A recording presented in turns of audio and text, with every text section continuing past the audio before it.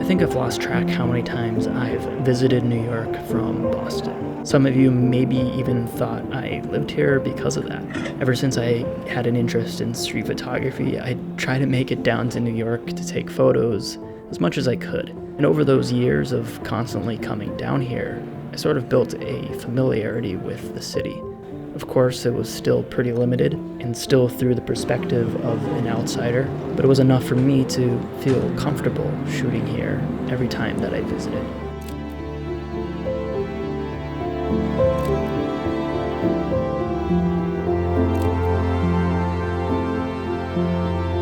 I think with all the visits I've made to New York, I sort of naturally started to have this admiration for the city. It sort of became a goal of mine to maybe live here one day.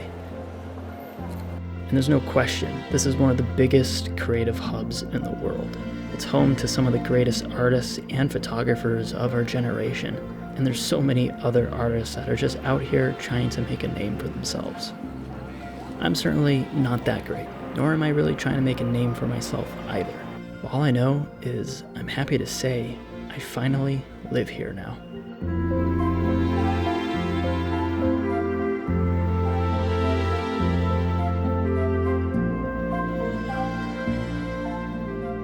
It's hard not to find inspiration here, and I think that's what brings a lot of creative people, photographers like me, to this city.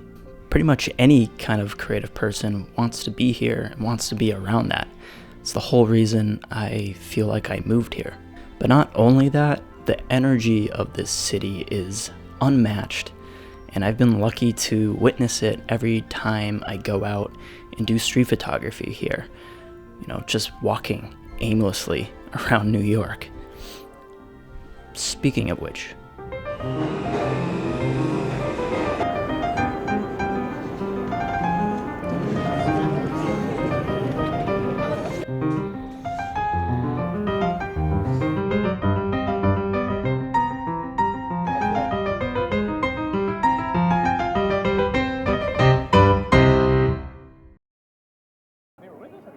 Even though I've shot in New York so many times, I always still struggled to figure out where to shoot, which might seem weird considering New York is like the holy grail for street photography, or at least to a lot of people.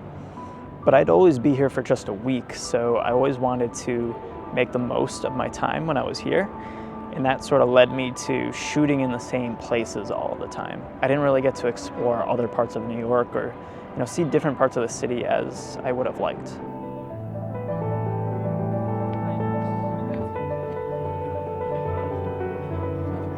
shooting in the same place all of the time can be a good approach. It lets you build a familiarity with a specific area, and that can help you set yourself up for potential success.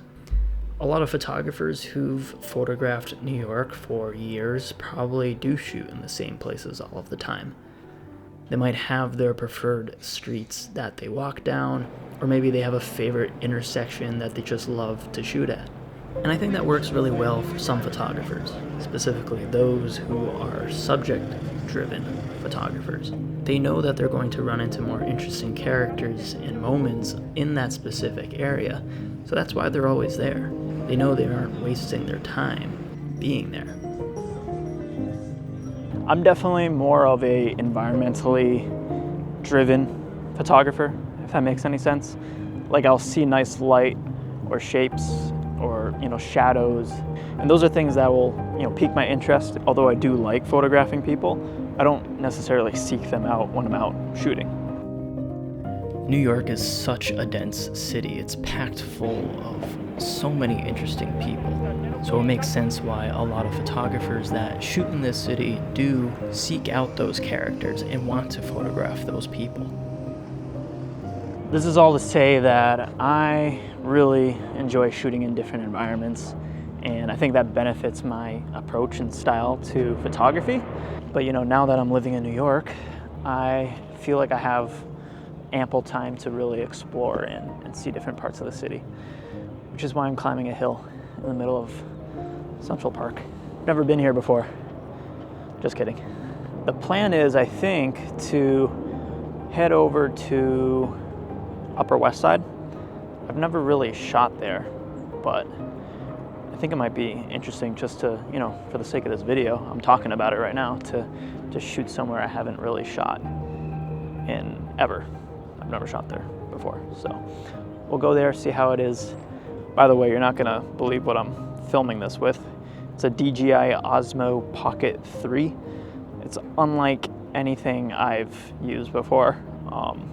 But I got it, well, I blame Roman Fox for making me buy this thing, but I figured it would help me, you know, do videos like this, just talking to the camera outside, just to make videos a bit more interesting, because I think, you know, in the studio, talking to a camera, the traditional A-roll shots can get a little stale, so this is an attempt to switch things up a bit. Especially when I travel, I think this will be a nice little thing to add to my video creation kit. I think I need to name this thing though. It's too cute of a camera to not have a name. Let me know what I should call it.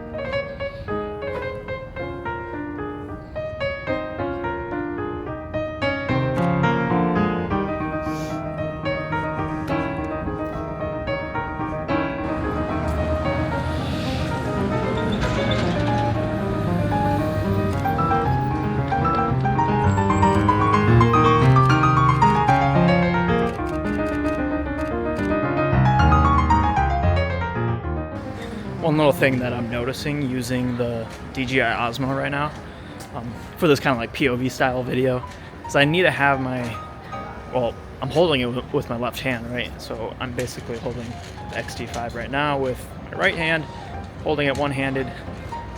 I don't really like, you know, having none of my hands free. I prefer to have one hand free. You never know when you need a, you know, a hand.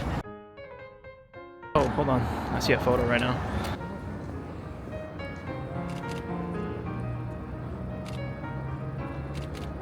Okay, what was I saying before I got distracted? The whole one-handed shooting thing. Just want to apologize for how close I was holding this camera to my face. In the next videos, you can expect me to hold the camera a bit, you know, further away. Sorry. Yeah, I don't like shooting one-handed or having no hands free. I don't know. I'd prefer to, you know, use two hands to hold a camera. All right, enough rambling. Let's turn the camera around. That's one cool feature I really like. It just rotates like that. Pretty cool.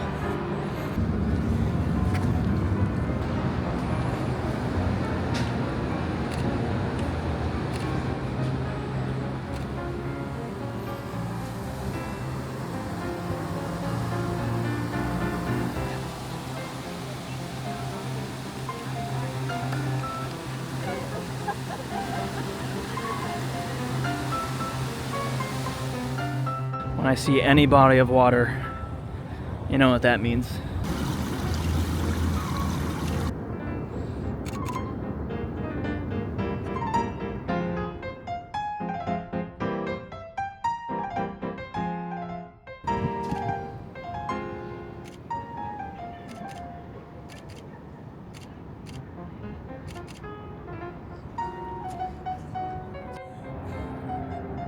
Hello.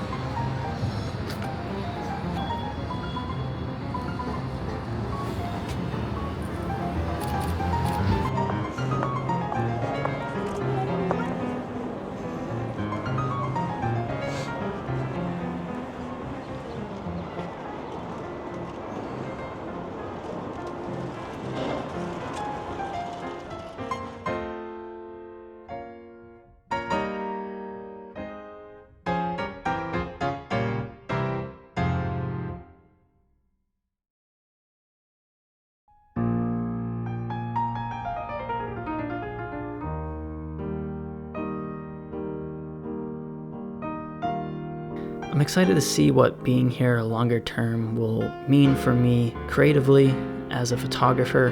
I think it'll be interesting to see if and how my view of the city changes over time.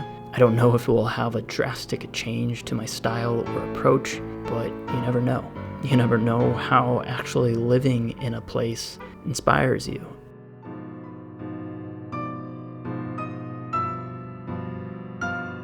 I mean, that's the whole reason I'm here, to take all of that in and see where it could lead me.